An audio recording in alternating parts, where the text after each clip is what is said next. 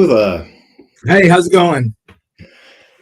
Our paths have crossed a few times during our bits of indie promo.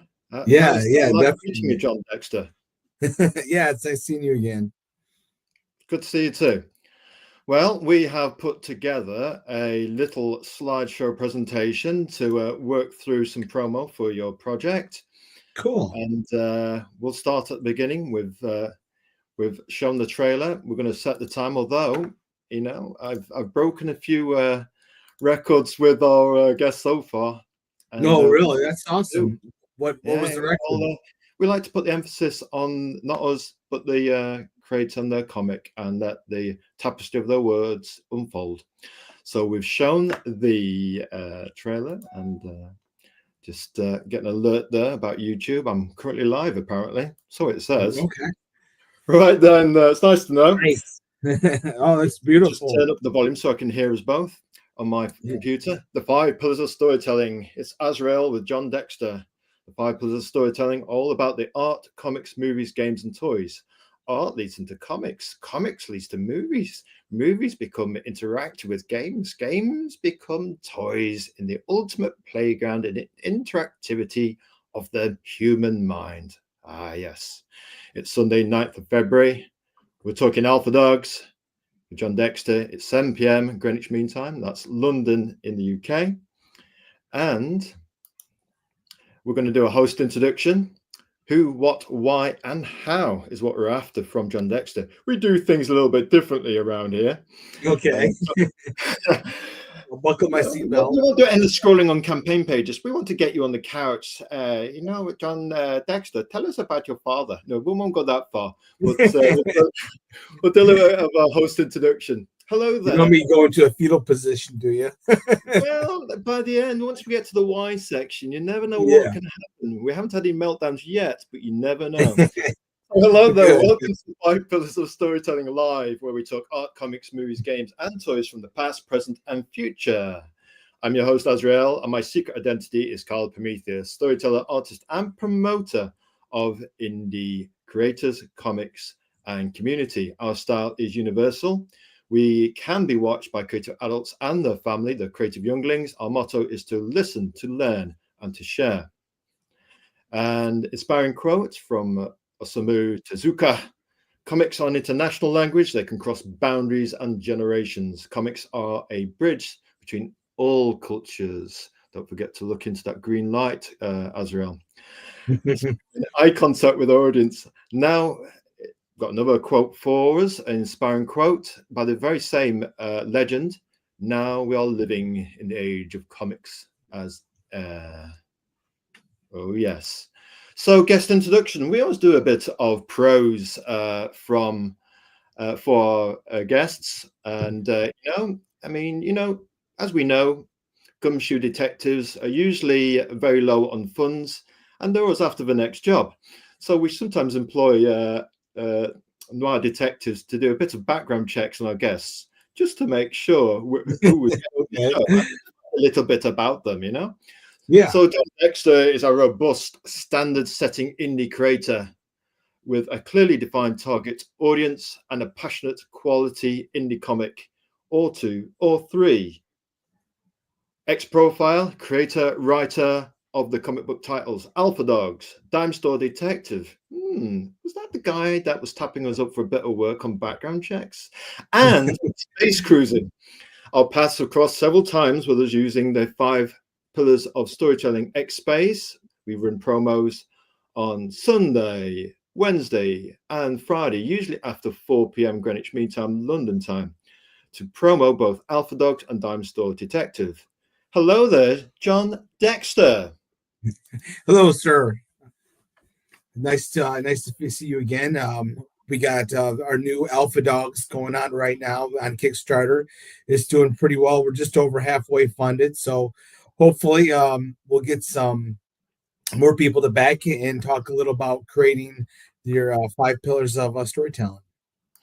Yeah, we hope so. People are invited to enter into the chat and have a little natter with us. We'll see if we can answer any comments as we go. Fun. Have a little look. Right then, Are you ready, Jon Dexter, for the big Oh, five I'll do my questions?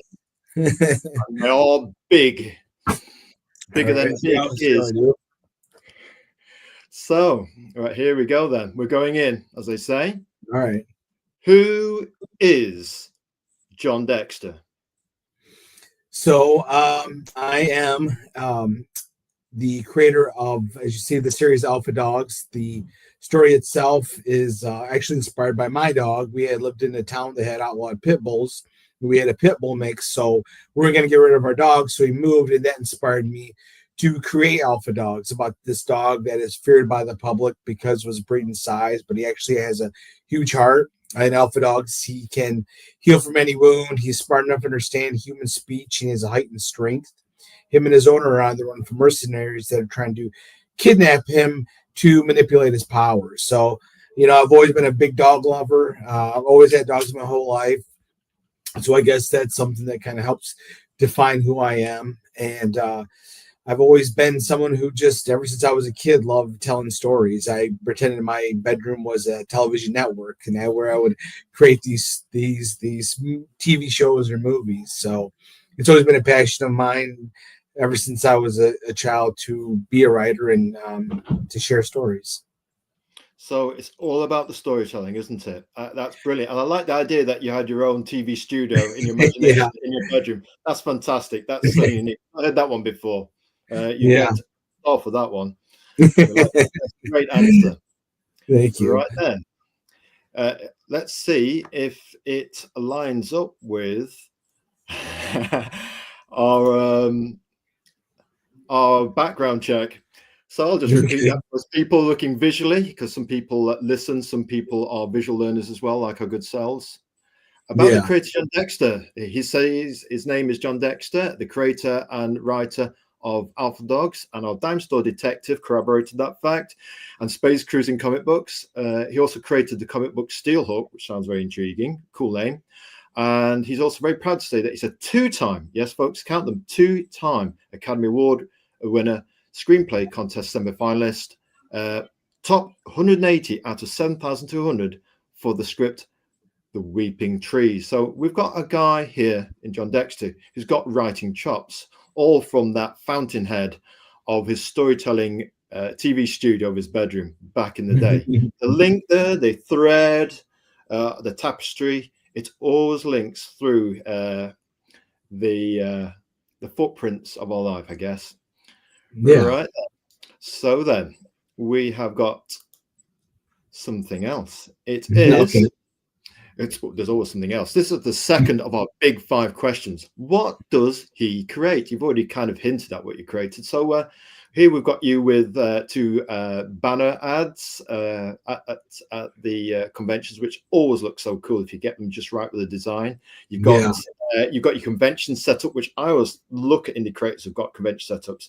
It's almost like looking through your neighbor's window when you go past for walking. What kind of setup do they have in their living room? So what does Jon Dexter create? It's funny when I look at that and to think when I started just going to conventions, really 2 years ago, when I really started hitting them hard 2 years ago, and it was just basically me with a couple comics and just this poster that I had in the background. So now I've got these big stand-ups and have a lot of titles now. It's kind of funny to see how far I've come, but yeah, because I've already you didn't do this all at once. You've invested in it over time. You've built yourself up over time. It's been a slow burn actually kind of quick, from where I started just a few years ago to this, put out so many titles. So it's just like I said, it's always been my passion, and I'm always just chomping at the bit because I've had years and years of comic books or screenplays that I've written to finally turn into comics, because that's kind of become my passion over the years, is the comic book storytelling. That genre is just it's not really a genre, I guess I should say, a method of telling, the 2D with comic books. It's a lot funner because with a comic book you direct it more, and there's the panels, you feel like you're more a part of the process, where a screenplay is kind of just a blueprint and someone else runs off and directs the stars, and where you write comic book script, you give it to the artist, and then after that, it's kind of a collaborative effort between you and the artist and whoever your editor is. So it's a lot more enjoyable to me to write comic books. So that's been my passion, and that's what I create with my, as I send the Alpha Dogs Space Cruise and I'm Still Detective, and hopefully in a few years here get my Western, the Weeping Trees, that I finished in the Academy Award semifinals. Interesting that to have a family of IPs, and if one hits the bullseye and you get a movie option, then basically it'll take the whole set of IPs up to the next level. That is interesting. There are a few indie creators that are doing I wouldn't say a handful, but nearly a handful of rotational IPs. And the good thing about that is it recharges your battery. So let's say you do Alpha Dogs 5. And then you've given all your energy to that. Then the Dime Store Detective comes up next. Then there's almost like a renewed energy on a new project, but they're reoccurring. So it helps from the burnout, of one subject matter. I have like severe ADHD, so I would not be able to do one genre for years and years and years. I'd get burnt out. So, I'll go through and I've written the first story arc of Alpha Dogs, which is 10 issues, and after that, like I said, we're on issue 5 right now, so there's 10 already in the sack there, and then I've written the 9 issues that will encompass Time Store Detective. I'm moved on; those are all written out, and then I have a few issues of Space Cruising already written out. And last year, I had turned the screenplay of Weeping Trees into a graphic novel. Yes, right then. We just like to go on people's X pages. We're not stalking people. We're just curious. And so we've just to reiterate what you've just said, this guy, with the fedora just says, you need this treat. I said, okay, I'll read it out. Hey, I'm the creator writer of the comic book Alpha Dogs. Issues 1 to 5 are now available on Kickstarter. The comic is inspired by our pit bull, Pig. After pit bulls were outlawed in our town, we of course moved. The event led to a comic series about the Pity Book, a dog feared by the public due to his breed and size, but Book is no ordinary dog. He has incredible powers. He and his owner must outrun agents determined to steal his abilities. I'd love your support to showcase the heart of Pities. Thank you for reading. So it's very much an impassioned dog owner's story. I mean, we had dogs growing up. Let's go through a few of them. Tiny, he was lovely. He wasn't actually tiny. He wasn't big either, but he was like a kind of nice mongrel. And we had a poodle, and she was lovely, very gentle, lovely dog that suffered a bit of a car accident, but we adopted her and loved her all the same. She was like a little bundle of energy, a medium-sized poodle mop swizzing around the kitchen when we first got her. I think she'd been used to having people fussing over her before, and we adopted her. Later on, we had another mongrel, and then we had a border collie, and she was lovely. She was beautiful. She had tried to sheep herd the poodle. Oh, okay. That's just a natural instinct. Oh, she was lovely. And we had a few more dogs over the years, and they've all got their own kind of nature and personality, So on dogs are kind of like man's best friend. There's that kind of soulful look they have in their eyes, and they'll love you forever, man. They'll follow you to the ends of the earth. Oh, absolutely. It's funny. So across the pond, they must call them mongrels. Here we call them mutts. Mutts, yeah. I think that's actually a better name for them, mutts. I know mongrel sounds so bad, like they're. It sounds a bit of a pun. You're a mongrel, are you? Yeah. Mutts is a much nicer term. But we had plenty of mutts growing up. Right then, we have got a cover. It's Alpha Dogs issue 5 by Jon Dexter and his team, which we'll talk about in a little moment. And I have to say, that really is what we call in Alpha Man language. That's an alpha dog cover right there. Yes. Tell us a bit about the thought process behind that, please. Yeah, so I wanted most of the comics that the issues of Alpha Dogs, it was always a scene out of the comic.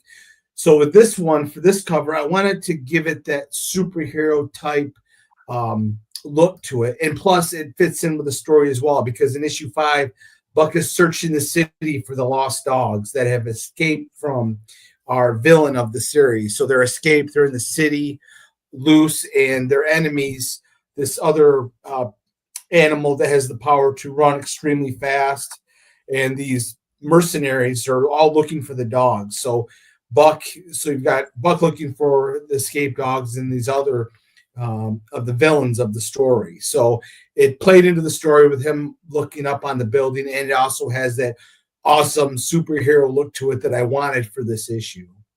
Yes, it's quite what we call a commanding cover. There's no doubt Yes, about it that. is. That we like that. We thought that really gets you in the face. Yeah. Well, what we were actually thinking was, please God, not the face. Yeah. So, Yeah. you know what I'm saying? You know, Yeah. don't mess with the big dog, man.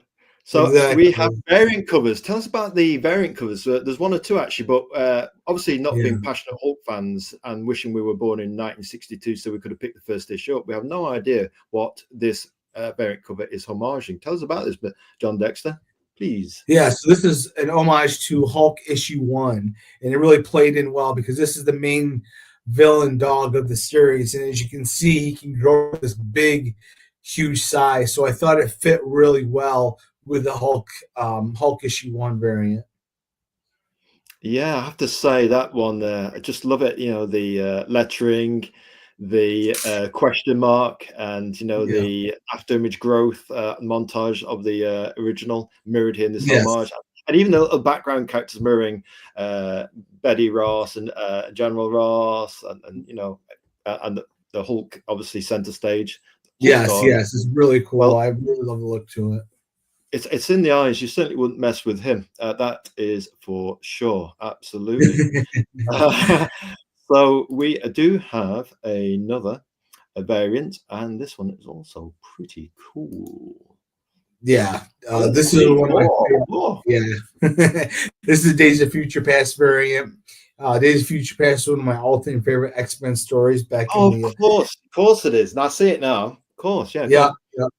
It's awesome. So, and it fits in good with this issue too. I wanted to do it for a while, and I finally found the issue that would fit into. So you've got in the background the dogs that have been captured, apprehended, or missing. So some of the dogs, are missing. And there you have Buck, our main character, in the Wolverine pose, protecting one of the other loose dogs. So it fits in well. And like I said, it's always been one of my all-time favorite comic book characters. Covers.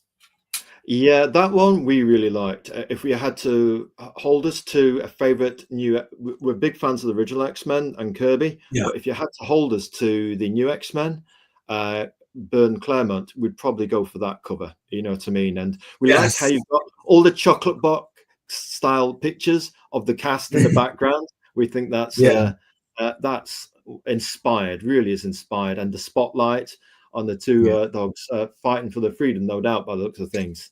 Absolutely. That's an absolute beauty. And it's interesting, actually, that kind of mirrors the undercurrent of a little bit of the why that you've hinted at already, and we'll talk about that more, is that, the theme here is all about freedom. Indie comics all about freedom. You obviously were prepared to move states to actually get the freedom for you and your pet dog. Yeah, we moved towns to make sure our dog wasn't destroyed, which of course we're going to do. So it moved. So yeah, it's definitely about freedom of the dogs and but also doing what's right, what you're compelled to do. And even though these are dogs, they still have their own personalities. And the main character, Dog Buck, will, in this story in full, it makes a lot of sacrifices to help other people that are in need. So it has a lot to do with that. And, and choosing sometimes another family, even though someone's not your blood, friendships, unfortunately, can be stronger than your own blood. And that kind of happens in the comic when our main character dog gets pretty much abandoned by his owner. And he has to, instead of, wallowing in self-pity, pick himself up and do what's right to stop this villain of the story from attacking other people for his own selfish, revengeful needs. I'll tell you what. Yeah, Crypto in the new Superman trailer is very cute, and we've got that nice Yeah, man and his loyal best friend theme going on. But I have to yeah, say, Alpha Dog seems very fleshed out in the way that I never came across with Crypto. You've got yeah. a rationale. There's a reason why you're doing Alpha Dogs. You've actually moved homes for doing Alpha Dogs in a sense, Mhm. and you're doing Alpha Dogs as well, which is an expression of your own and your pet's journey. Because pets, dogs in this instance, can be part of the family, can't they? They're like a little buddy, little Absolutely. friend. They're part of the family, don't they?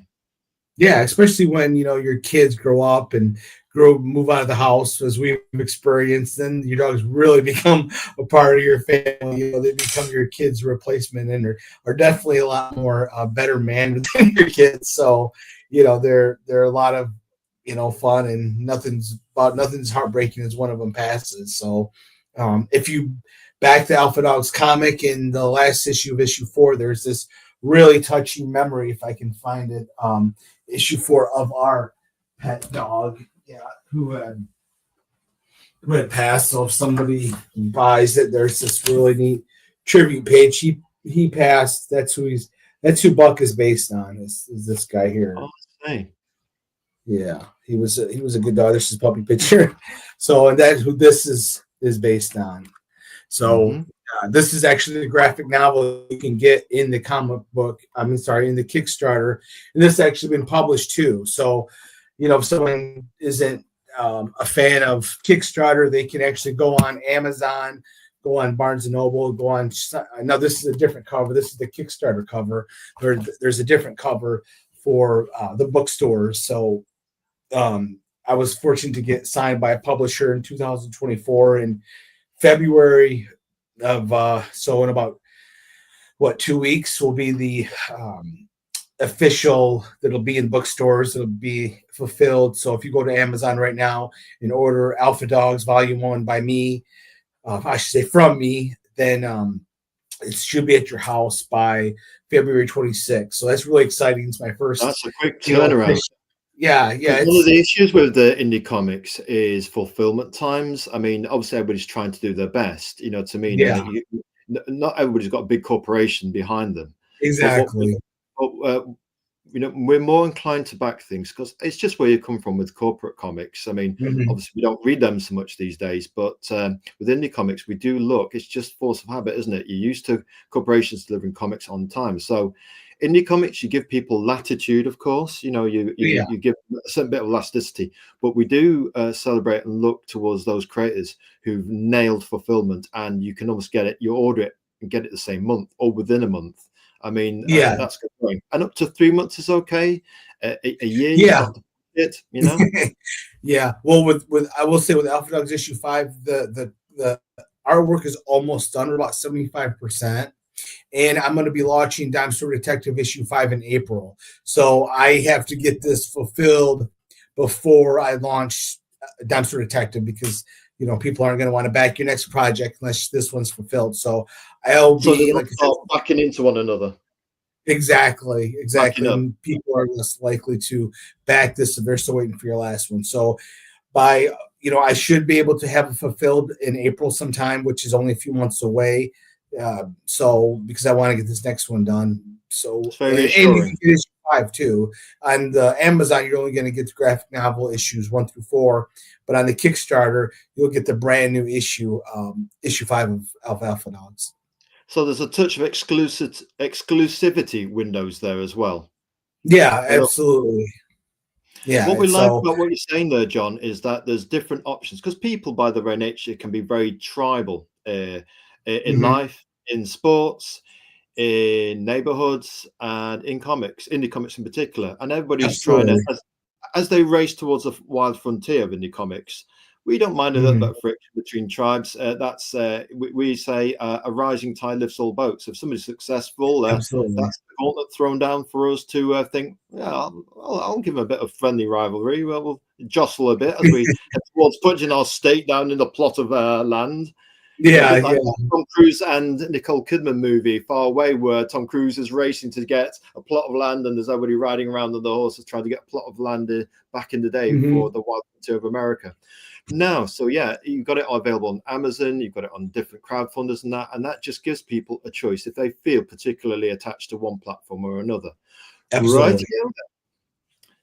Tell us about the creative team. Yeah, so Fernando, he's done all the Alpha Dogs artwork. He'll do some of the cover art for some of my Dumpster Detectives and Space Cruising. He's been with Stone Tower Studios. It's the whole team out of Argentina who put it together. They do the coloring, they do the lettering, all the graphics and whatnot. So yeah, it's a great team that I work with that I was fortunate to find. That's very cool. So yeah, Fernando Melik, he is a top illustrator artist for Stone Tower Studios and the main artist of this book. He has been drawing professionally for more than 15 years, and it shows. And his comic work has been published by big companies such as Marvel, IDW, Dark Horse, and many others. And we have Lucas Orita. Tell us a little bit about him, please. Yeah, he's the colorist, terrific colorist. I mean, it just pops. He does the Dumpster Detective coloring too, and he's able to change the style to give it that more hard-boiled look that you want in, the dime store magazine kind of look that I was going with Dumpster Detective. So his colors are very vibrant, and you can see from the preview pages in Alpha Dogs. If you go to the Kickstarter website, I've got 5 pages, and they're very different, distinct pages with the different dogs. And it's very, palpable, the difference that is able to bring in the colors of the dog and the vibrant look to it. We'd say so. It's very vibrant. We do like the coloring, and it's appropriate depending on whether it's Alpha Dogs or the Dime Store Detective. Yeah. So Lucas, definitely more a muted look in the Dime Store Detective with that hard boiled, which is appropriate for the era, isn't it? Absolutely, yeah. Lucas Orita then, his career started working as a 2D artist drawing comics for a collection, then ventured into storyboarding for different advertising projects, from where he started working for film, TV, and video game studios as a conceptual artist and a character designer, amongst other things. Passionate about his work, he is the colorist on this book, and boy, can you tell. And tell us a little bit about Lucas Urrutia, the founder. Yeah, he is. He's the letterer. He does all the graphics for the covers. He sets up all the graphics for the Kickstarter page. He does pretty much all the work putting together the Kickstarter page. I would call him the project manager. He finds the artist, what he thinks is best, gives me a couple of their things, and we kind of come together and decide if they're best for either the ink or the coloring. So he's got a great eye. He's actually a great artist in his own right. During the Kickstarter, we have a reward where you can have a cartoon portrait drawn and colored by him for one of the rewards of the Alpha Dogs comic. And on that graphic, you can see this past ones that he's done for people that have fulfilled that tier. And he just does beautiful artwork, as you can see from the pages on the Kickstarter. Some of the examples that he's shown, it's amazing. So anybody that wants some, a portrait to hang on the wall of their dog that's done, you're not going to be paying hundreds and hundreds of dollars. That option is only $110. Plus, you get the comic book too. So it's a great deal for anyone that wants to, have a lifelong, memorial, or if your dog's still alive, portrait. That's a nice personal touch, which is probably unique to the bond that dog lovers have with their dogs. Absolutely. Lucas, Hey, Lucas Orita, just to back up what John's saying there, he's the co-founder of Stone Tower Studios and production manager. He has been professionally in the industry for more than 10 years, managing the artwork for independent and top publishers, Marvel, IDW. Got some chops behind Alpha Dogs, and including storyboards for commercials, concept art for comics and video games. The thread of storytelling. graphic novels, webcomics, amongst others. He has also provided the layouts and lettering for Alpha Dogs. So you've got really a heavyweight team behind you, Jon.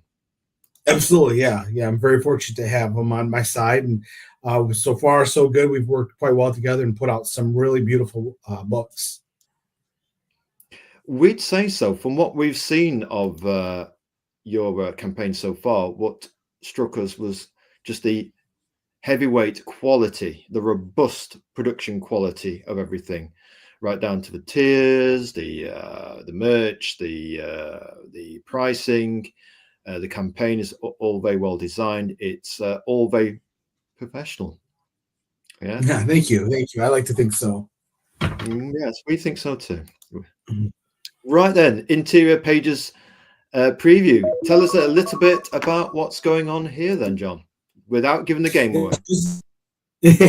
So this is page 1 of Alpha Dogs. Here, Buck, he's on the run from some police. It kind of picks up where the last issue left off, that last chapter, and he's got to try to get away from the cops, dodge them, so he can go out and find his friends that are somewhere scattered in the city. That's a cool one. We like the look of that one. It's that quest for freedom. I think in all aspects of life, in real life and fiction, freedom is a bit of a thing, as anybody who's lived through the last few years can probably attest to, without talking about politics, religion, which is our universal tagline here. We don't do any of that, but we sometimes speak in tongues and hints and whispers. All right then. Yeah. What have we got here? What's going off here then, Jon? Yeah, so this is continuation. I think this is the next page of Buck on the run from the cops. The cops are deciding what to do about this big hulking white pit bull. So he's going to make the decision for them to so he can try to escape. That sounds well to me. The very handsome pages. We jump right into it. You know what? Yeah, I don't like doing a whole lot of exposition, talking heads. So, we jump right in issue 5 with Buck being chased and him trying to escape so we can find the other dogs before their enemies do. Do you know, Jon, that's the thing about modern movies, isn't it? You get the information download, data dump for 5 minutes, and you feel like the writer's doing that winding the wheel, and you're thinking, just check my time. Maybe I can eat some popcorn while this actor's doing this, and the writer's getting it out of his system. But what we like about the preview pages that we were looking at when we were putting together your presentation was just how action-based. Dogs are elemental. They live in the present, They live in the now. And it's nice to see pages, interior artwork, and front covers that reflect the inner temporal nature. They're living in the moment. Yeah. I mean, dogs are kind of like little kids, with their temperament and what they want. They'll tell you exactly what they want. So that's kind of reflective in Alpha Dogs. Even though they're dogs with, higher intelligence, they all basically have the same needs as anybody. And, nobody's trying to be existential with a comic about dogs that can talk to one another. We're not exploring some deep meaning of existentialism. No, perhaps not. But we can still have fun reading a book that lives in the now, can't we? And this next page seems to reflect a little bit more than that. We've all taken a dog on a lead and had a little walk with them. What's going off here then? Yeah, so this is kind of our comic relief, Toby. He's this loser in the story. He's kind of the henchman of the main villain of Alpha Dogs, and he will basically get talked into anything from him. And so to make it, even though they're out there with this, this hybrid Doberman Pinscher, looks like a wolf dog with red glowing eyes that can run at super speeds of 86 miles an hour, the villain doesn't want them to stick out too much. So they use this hapless loser to go around the city to try to find these lost dogs, because once he captures them, the main villain of the story can use them to hatch his revenge plot. So here they're looking in the city, and as you can see, this Doberman Pinscher, enhanced Doberman Pinscher, isn't a real big fan of this little loser guy who's supposed to lead him through the city. So he kind of gets manhandled a little bit. Yeah. Yes, he's certainly been taken for a walk, as they say. Mhm. It looks like he's the one that's been taken for a walk there. Yeah, Very cool. absolutely. We do like that one. It sets kind of a bit of a tone for what's going Yes, off. You know what I mean? It's all in the action. You know what I mean? In the now. yes, Right then. absolutely. Don't need a lot of words to know what's going on and who's kind of the master and who's the dog in that All scene. in the body language and action, isn't it? And this is the thing. I think you could probably say that any good comic, if it's a good read, take away the lettering balloons, and if you can follow the action, then the team can tell a story. Yeah, I'm like I said, I don't do narration. I mean, there's narration, and there's nothing wrong with it. I try to live by the credo like I do when it comes to movies: show me, don't tell me. And I think it's a lot more entertaining for people and doesn't bog down the story if they can, go through the panels. You want to have some lettering, obviously, because you are telling the story, but at the same time, the best storytelling in movies, in comics, or are one where it's visual, because to me that's more entertaining. I think it's proven much more entertaining, the visual, than having somebody explain it to you. I can't stand movies nowadays. Seems like they will sit there and just, like you said, the first 15 minutes do a voiceover, and it's like, you could have showed me that in 3 minutes if you would have done the work and developed the script. Show me the money. Show me the Yes, action, man. Well, exactly. I think you nailed that one. Tell us a little about this. We're getting almost Lady and the Tramp vibes here. We Yeah, a quite little bit, a we little watched much that when we different were though. younger. So as you can see, as we said, show don't tell. You can see these dogs are under some distress right now, and what it is this Chihuahua who has a heightened intelligence. That's his power, is a very heightened intelligence. He's kind of cocky, but he's a little thing, so he's always having to be saved by Shelby, who kind of gets a little bit cut down by him because she's nowhere smart, but she has a much entertaining superpower that you see in the series. And here they're in a church, they're hiding away from the bad guys, and they don't know really what to do. They're kind of lost, and at the same time trying to figure out how to live, hiding Yeah. in this little church in this scene. So hopefully our main character Buck will find them in time, but you'll have to read the issue to find out. That's it. You got to read it, folks, to find out. Very much so. Got to read it to find out. Right. We've got to back that up, fully enough, with a bit of action. Yes. So that. So how about we have a little look at the trailer? Sounds good. Sounds good to me.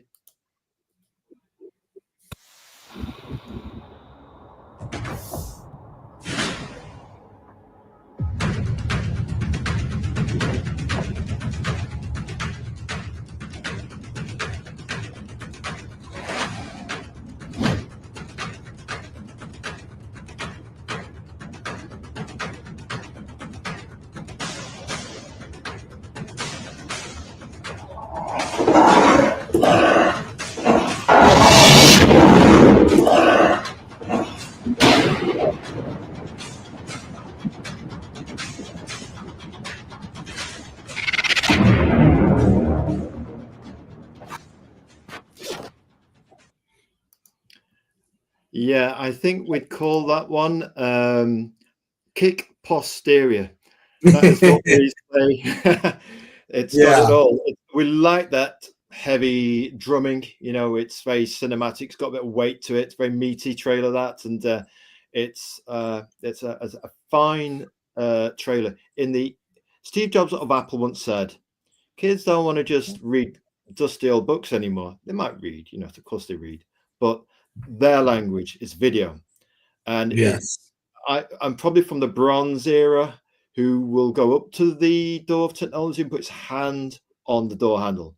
But today's children and teenagers and young 20-somethings, they've already gone through the door. Yeah, it seems Yeah, that way, definitely. it seems that way. So that you've embraced video to actually another form of storytelling. You know, Yeah, movies to absolutely. sell your comic and your art is you're threading the eye of those storytelling needles to get something that amplifies all the other storytelling beats, you know? Yeah, absolutely. I like to think so. It's important to really grab people by the throat and not let them go. Hopefully, for the duration of the comic book. Well, actually, looking at the first issue, the issue 5 cover of Alpha Dogs being grabbed by the throat is obviously a bit of a concern of ours. Yeah, that is true. Anyway, moving swiftly on. Number 3 of the Yeah. big 5. Why do you, not the face man, no, oh God. Number 3, why do you create indie comics? Yeah, kind of explained it earlier. You know, I love comic books because you are so much more integral in showing the story that you've written. You know, writing a book to me is just too boring. You know, I just love the cinematic energy of a comic book and what it can bring. You know, it's just that enhanced storytelling that you can't get out of a book. But at the same time, it's not a movie where it's basically out of your hands. You've got all these other hands. You're more in charge, of showing what you've come up with. And then it's a lot of fun to collaborate, with an artist to come up with a look. And it's very much your vision, more so than any form of storytelling other than writing a book. But it's like I said, right, a comic is just so much more cinematic and so much more fun to see your creation come to life in a comic book. Mm, yes, quite so, quite so. Right then. Backing Alpha Dogs. Some shows do all that scrolling around the campaign page, like I said earlier. We do things differently, slightly differently around here. And we thought we'd go for small, medium, and large, just like Yeah. a cup of coffee. You like, sir, would you like a small marker, a medium one, or a large marker? When I go in a store, I always think, can I just have a marker, please? But no, you have to play the game. So the one thing Yes. we like about crowdfunders here is that you've got choice, and there's much more choice than what we've selected here. Alpha Dogs, this is the kind of our British way of thinking, because obviously we're not in the States, so shipping's going to be an issue for us Yes. people. So we thought through the lens of digital, but obviously if you want paper, you can tell us about the other stuff in a moment. But we've thought, well, if you want to get onto the Alpha Dogs train, you've got $6, nice, affordable, cheap digital. That's £5 in English pounds. Yeah. So Mhm. you allow people to get in affordably, John? Yeah, it's very cheap considering what it costs me to put on a comic book and to produce it. So, I wanted to keep it as low as I possibly could. So for issue 5, the 24 pages, it's $6. That's about a milkshake nowadays here in America. Plus, But you'll still have Alpha Dogs for later, whereas the milkshake, not so much. yeah, exactly. Without straying too far down that road. Yeah, But no you, calories. you go. Do you know it's funny? I was interviewing somebody on this show a week back, and I suddenly thought I was getting my car fixed, and I thought, Kyle, you've had some. It was naughty food, junk food. I've had a hot dog, a sausage roll. I've had a vanilla custard slice, and I've had something else. I think it was a chicken tikka uh, bread roll cob, as we call them over here. I suddenly thought, Mhm. that's the price of backing the guy you just interviewed on your show. So I've not plugged in that's what the comparison was. I felt so guilty. I thought, well, I've come close to backing that guy before several times. Full enough, as I have you, I spent a whole week agonizing on whether I should back you or not. In the end, I didn't. I thought, I'm not sure I can. Do you know when it's something speaks to you, and sometimes you're just not certain. And if Yeah. you choice of tea and coffee, it's going to take a while for us. And anyway, we thought you've spent all that money on stuff that you won't see again. But if you back this guy, I think it was Godfo Universe and his Apollyon 20XX, I thought, you know what? For the same price, you could have had his hundreds of pages of yeah. And I'm thinking, do you know what? You gotta walk the talk, man. You gotta practice what you preach. So Godfo, I backed you, man. And 20XX. So anyway, Cool. you've got this whole catch up here of if anybody wants to back up. Some people, I can be very strange. I can have the latest issue and then work backwards. But some people, they're completists and want the whole thing. So some people dip the toe in with the digital affordable low bar of entry option that gives people a chance to get in with you and get to know you, John, and get to know and get to know the dog. Yeah. Yeah, absolutely. They can catch up if they want. So you've offered this very affordable catch-up tier. So $20, that's going to be, I don't know, about between 15 and 17 pounds. Yeah, and you get 5 issues out of it. So you're getting a bunch of comic book for one low price. Like I said, I kept as low as I could with only $20 for all that comic. You're talking about, oh boy, 130 some pages of comic in that tier. And when you put it like that, you're actually, I think, with the entry price and the middle compiled price, the package price, what you're actually doing is, I like the way you're leaning into Marvel and DC with your pricing and your value, giving them a bit of putting their shoulder to their bulkhead, a bit of. Why can't indie comics compete with the not so big two anymore? Yes, exactly. And what have we got here? Alpha Dogs, the everything digital bundle. Now, we like the sound of that. With this reward, you receive the digital version of, hang on a minute. Why am I saying it for you? You can say that, Jon Dexter. Go on, give us the hard sell. Show us the money, man. Yeah. So in this one, for only $40, you're going to be getting 7 issues. I'm sorry, more than that. You're going to be getting a bunch of comic books. So you'll get the first 5 issues of Alpha Dogs. You'll get Dexter Detective issues 1 through 4, which is my supernatural crime mystery. So if you like the hard-boiled, noir stories, the supernatural stories, if you're a fan of True Detective, if you're a fan of Stephen King's It, then you'd really love Dexter Detective. And also we've got the first issue of Space Cruise and the sci-fi buddy comedy series that just came out in 2024. So it's a lot of different comic books. So you're talking, 5 and 9, so 10 comic books in all for only $40. It's really cheap, and I can just about guarantee you're going to enjoy what you read. You can go to YouTube, you can go on my pages, read the reviews, watch the YouTube videos of people that have reviewed it, and you'll see people have, the critics have really enjoyed the comics I've done up until this point. So you've had good critical feedback then from reviewers. Tell us just a little bit more about that, please.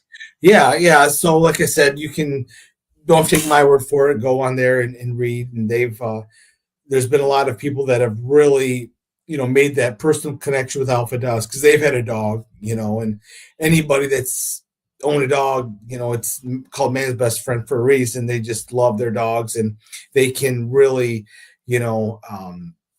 understand the sentimental, relationship that Buck has with his owner, Ina, and how she sacrificed everything to protect her dog and keep it out of the hands of mercenaries that have been trying to capture the dog because of his amazing abilities. I think it really speaks to a lot of people. And then with Dexter Detective, it's, that original, that hard-boiled story that people really have been craving since True Detective. They've really enjoyed it. And, everybody loves Star Wars or Spaceballs. And so those guys have really gravitated towards Space Cruise, and because of that comedy, that camaraderie that comes with that series.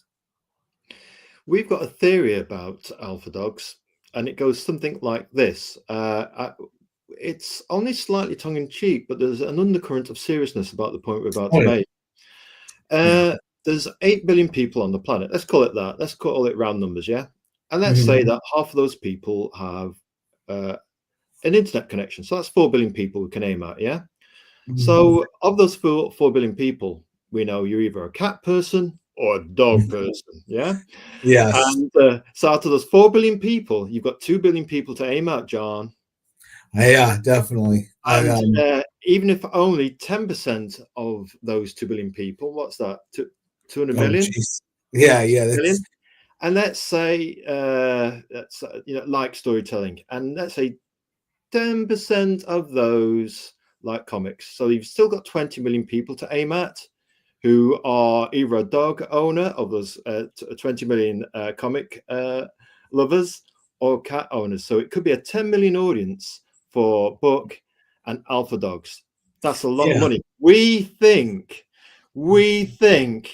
this is your $1 million seller. Now we go weak at the knees for noir. You know what we're like. If you've ever seen any of our 5 pillars of storytelling posts, folks out there in the audience who watch this in the future, which will then be your present, then basically we do like noir a lot. However, you've got to look at alpha dogs and say that it's nailed its target audience, absolutely nailed it. And even people don't like comics will buy something that's about the dog, a bedspread, a mug, different kinds of merch that is dog related. And hey, where would you put it? Somewhere like dogs' kennels, at dog related shops where you pick up your feed for your dog. You could have little displays there. I mean, the possibilities for marketing for a dog related comic are off the charts, and potential revenues off the charts. So actually, if you think about people who maybe aren't into comics but they're into dogs, actually your market from 10 million starts to go back up to maybe more than 200 million. So we just thought we'd posit that tantalizing bit of, we were actually thinking about this when we first came across alpha dogs. I'm thinking that's a $1 million seller. Yeah, well, I guess I got to do better job then, because I've only got about 41 backers right now. So I definitely need to do a better job of promoting it. So I'll have to yes, ripe with potential on many levels, that dog. And hey, Lassie goes home. Crypto's about to hit the market with Superman. He's going to be the star of the show, by the way. Oh yeah, absolutely. What a heartbreaker! When he came and then he picked him up by the cape and then dragged him off. I thought that was brilliant. It was a special moment. It's one people will turn up to watch Superman just for that, just for the dog. Now we Sedgway here. We used to have a little dog. He was a Yorkshire Terrier, little yapping monster, and he thought he was a big book alpha dog, but actually he was only tiny little Yorkshire Terrier. And he once stopped a bus and started barking at the bus. The bus was sat there for 5 minutes while our little Yorkshire Terrier was barking up the bus. But if he got out, he'd just run and he'd do crazy things, you know. And I'd say to people who wanted to stroke him, I'd say, be it on your own head.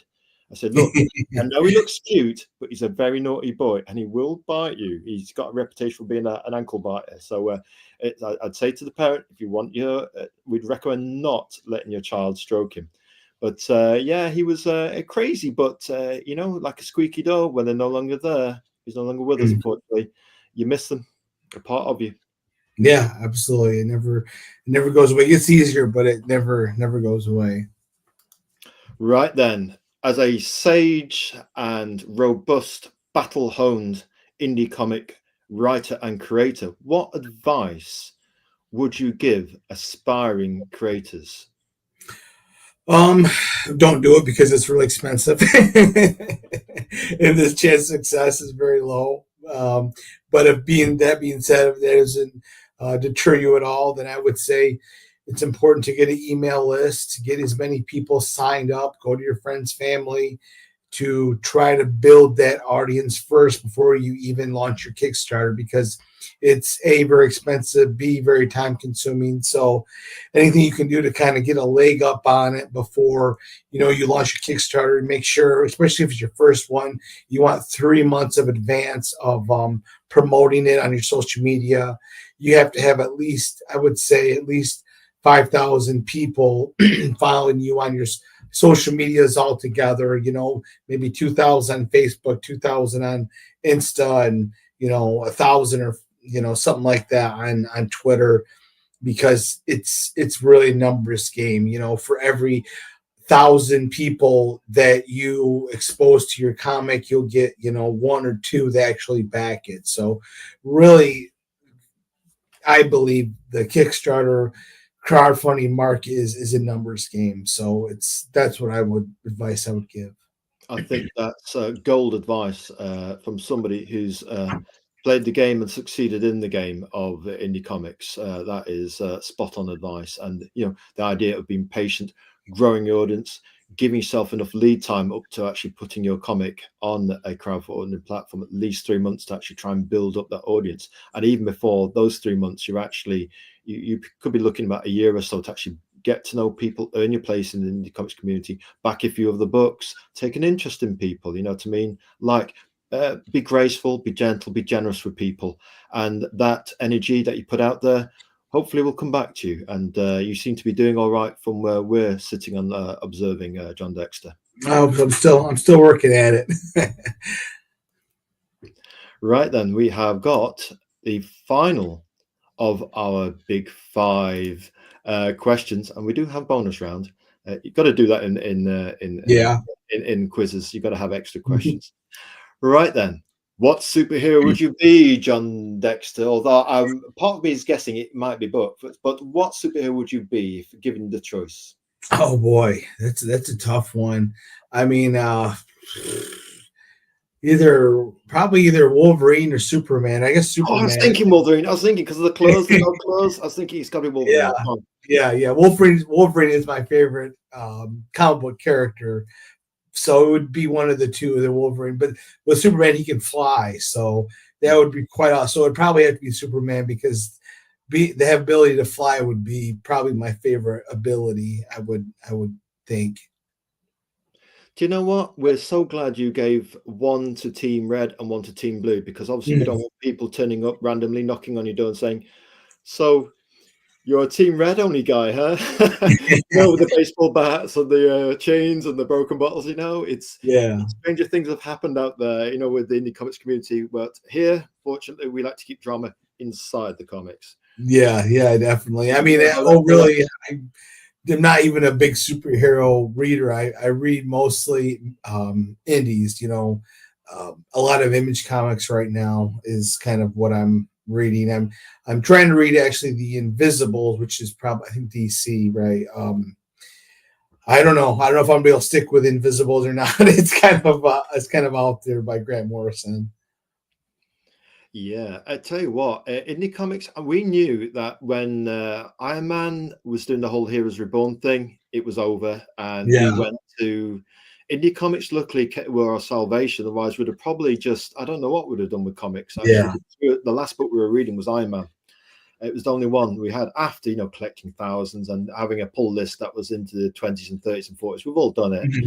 And I used to collect all the back issues of Marvel UK's reprints. And Marvel UK reprints were A4 size, slightly bigger than the American format, black and white interior, and reprints of all the classic 60s and 70s Marvel comics and that. So we did a lot of collecting those sort of things. But when Marvel and when DC got rid of their stuff with Crisis on Infinite Earths, where they did the whole Bobby Ewing Dallas thing, where they erased 45 years of history, that kind of put us off doing Team Blue. And then when Heroes Reborn did their thing for Team Red, after Marvel swore blind they would not do that to their universe, but and then we thought, oh gosh, how come? And then the art and the writing for us on Iron Man, we just couldn't do it, man, anymore.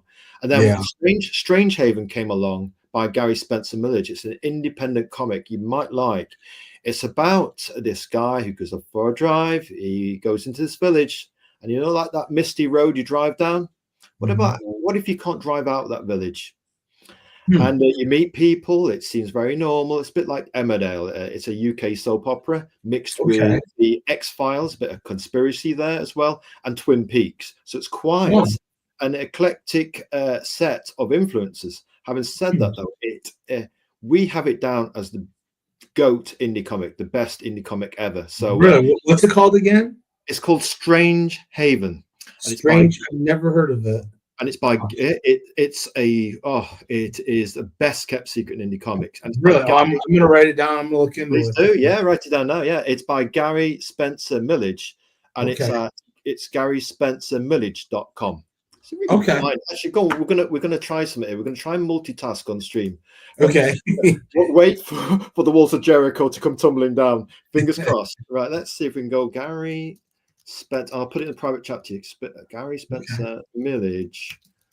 There we go. I'm going to see if we've got that as a website.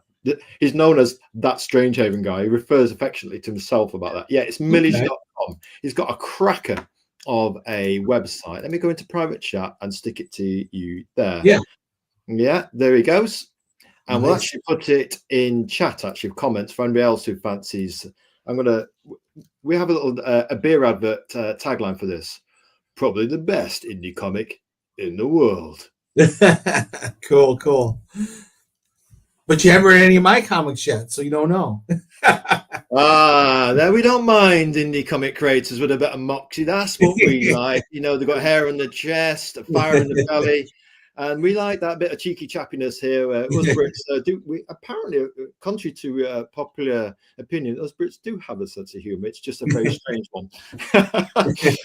So yes, we might have gone from agonising over a week to actually potentially backing Alpha Dogs 5 is looking like the weak spot for entry. It's got that low bar of temptingness. It's got cool art. It's got robust writing from a guy who's got all the previous ancestors of his indie comic heritage standing beside him. So yes. We wonder what Master Yoda would say in our position. So yes, we'll have a good look at. We're running our circumspect eye over Alpha Dogs 5. Here in the dark continuum of the Nexus, anything is possible, Jon Dexter. So let's move you on. We shall see soon. Right then, let's have a little look at our bonus questions. What got you into comics, Jon Dexter? What got me into comics, like I said earlier, is watching the X-Men cartoon from the 90s. You know, it wasn't the hokey stuff that you were used to, you know, like the Spider-Man TV show. It was very much grounded and with real, you know, fleshed out characters with real emotions going through, you know, adult heartbreak, you know, Wolverine, the love triangle. It just blew me away. You know, I didn't know comics could be like that. You know, I was just so used to the silliness and the hokiness of what we'd had previously. So that really helped me, you know, wanting to write, because to me, there's nothing more exciting than an original story with interesting characters with this, you know, this goal in mind. And what better, cooler characters you're going to get than with Wolverine and the dichotomy of the different characters involved in the X-Men. It was a lot of fun how they built that team, and each one of them had something to say and something to do. So it always is something that, you know, that kind of stories stood out in my mind growing up. They took it really to the next level in terms of evolution of the concept. It became even more serious, that sense of alienation from society. You know, to mean, you know, outsiders, you know, to mean, which all Marvel Comics characters were to one degree or another. Yeah, and every teenager feels like they're an outsider. So they're very relatable, I think. Yeah, it's very interesting, that, isn't it? That adolescence alienation that we all feel when our parents gave us birth, but you know, they don't understand us anymore. You have your certain opinion, and society doesn't understand us or love us anymore. And you know, I think the new X-Men caught that wave and the evolution of the comic audience getting just that little bit older. I believe so. I mean, when I was in high school when it came out, you know, I would have never thought that I'd be talking to my friends about a cartoon, you know, never in a million years. But boy, we were all enthralled, and we were all talking about it. I'm sure it must have had just amazing ratings for a cartoon show. Oh yes. What do you like about indie comics then, John? Well, it's that you have your own voice and you're not controlled by anybody. You can basically do what you want to do. You know, I mean, I guess they can cancel you. People aren't getting canceled now as much as they were about 3 years ago, 1 year ago. But it's really about having your own voice and a voice that's different than everybody else. There's too many comic books put out by the big two. I think they're just so cookie cutter that it's really refreshing when somebody writes a comic book. Ed Brubaker, I just read one of his. He's just such a master at storytelling art, and you'd never find anything like that in a movie because the movies are very cookie cutter as well. So that's why I really, my favorite media right now is I would say probably indie comics, that or audiobooks, which I listen to as well. Audiobooks. Have you put any of your Alpha Dogs or Dime Store Detective and your sci-fi IP on audiobooks yet? No. I thinking about it. Not really. For if one of those motion comics, that'd be perfect. But again, I don't have narration in my comic books. It's very much a visual medium. Of course. So I don't think it would land well. I mean, if it was put in book form, I suppose, but I'm not interested in doing that. I could never sit down for hours and write a book. Just the minutia would drive me insane. So what I like about it, some of your philosophies on storytelling, it's very much Hitchcock style. It's all about visualization and any words that there are or atmosphere. Yes, so yes. Hitchcock had almost no narration. Hell, Psycho is I think this longest crane shot in history. At least it was. I don't know if it still is. When you go in to the building and you see this dilemma that's going on. I mean, Hitchcock was definitely the master storyteller. Show, like you said, show, don't tell. Yeah, absolutely. Rear Window. All through. Yeah, it's all voyeurism, and so he was. He said actors were like cattle. He didn't care. He had usually most of the same players, but I mean, I'm sure he had with nobody. They all knew better than to say anything about Hitchcock. To work with the master. So, and obviously, so you've got creative control. You've got greater rewards coming in. You can decide what storytelling platforms your IP goes on, and you're in control basically of your own destiny. It's again coming back to that theme of freedom, isn't it? Yeah, absolutely.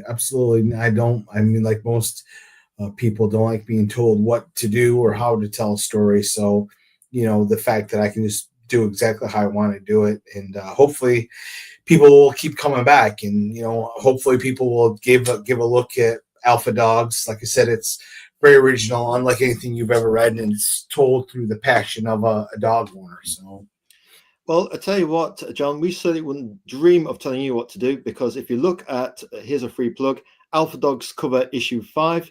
Obviously, we're very mindful of our throat and keeping it its current good condition.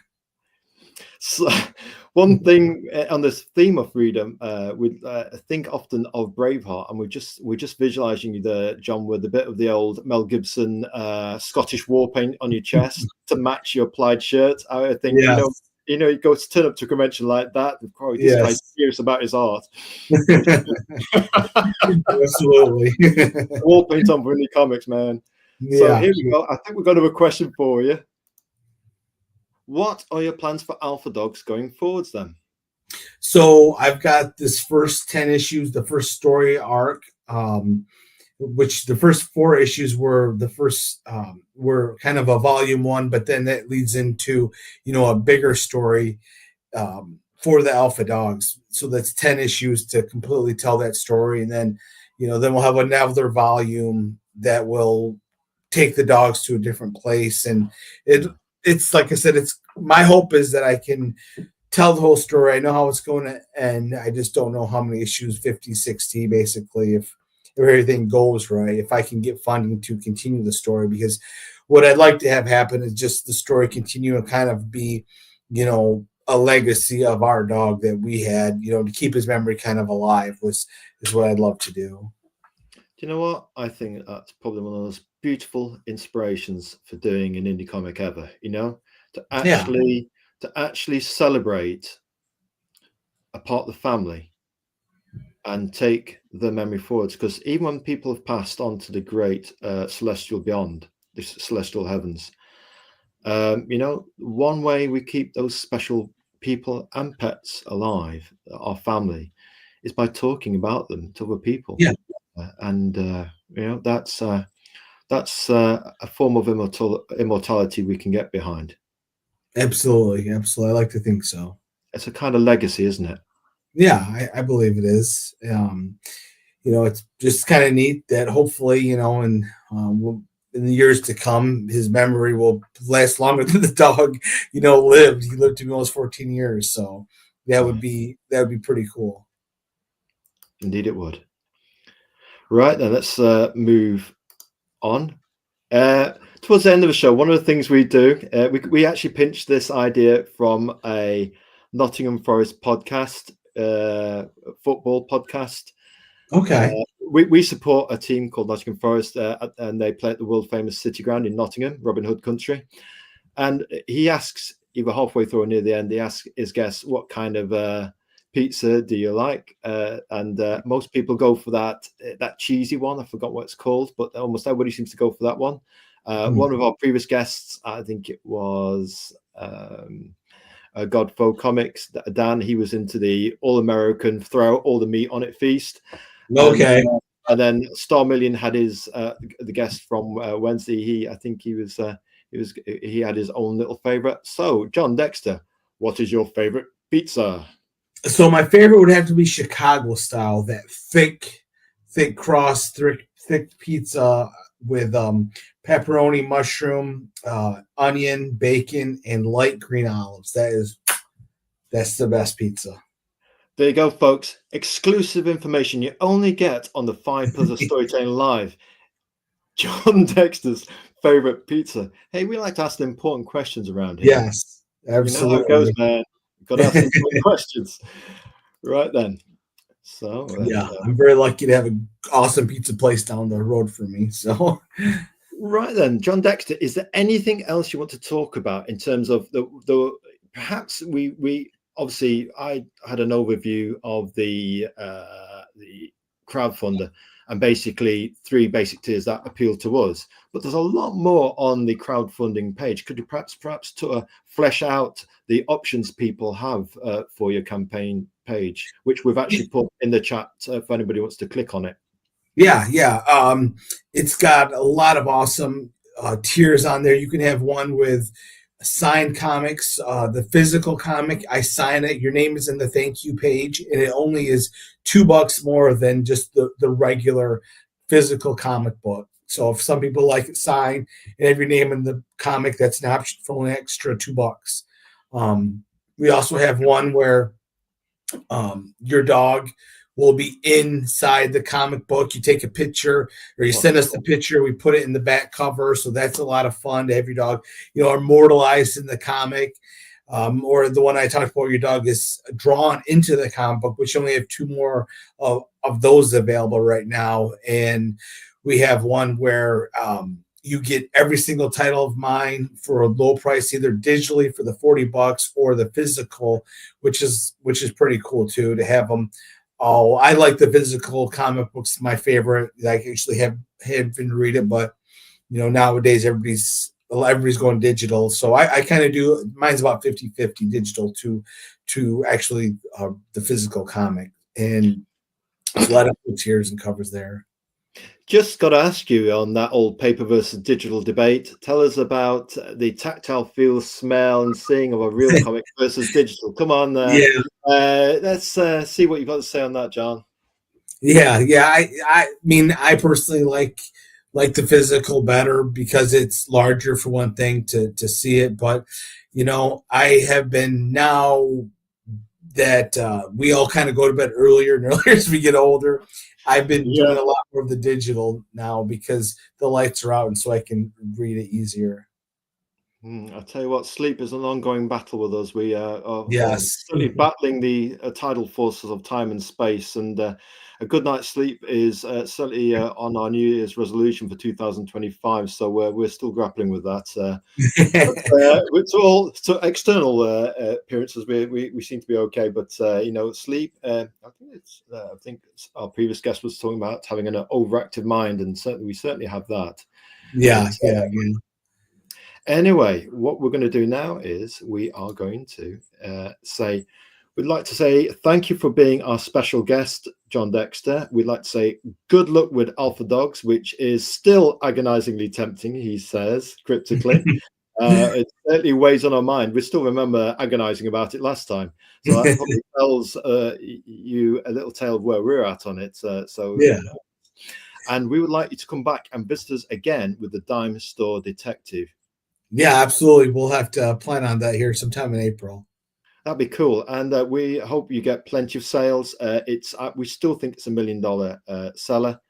And we wish you very luck for the remainder of the campaign. I would say to folks, going back, Alpha Dogs number 5, it's got a low barrier of entry with digital affordable option for international customers, £5 of your good English pounds.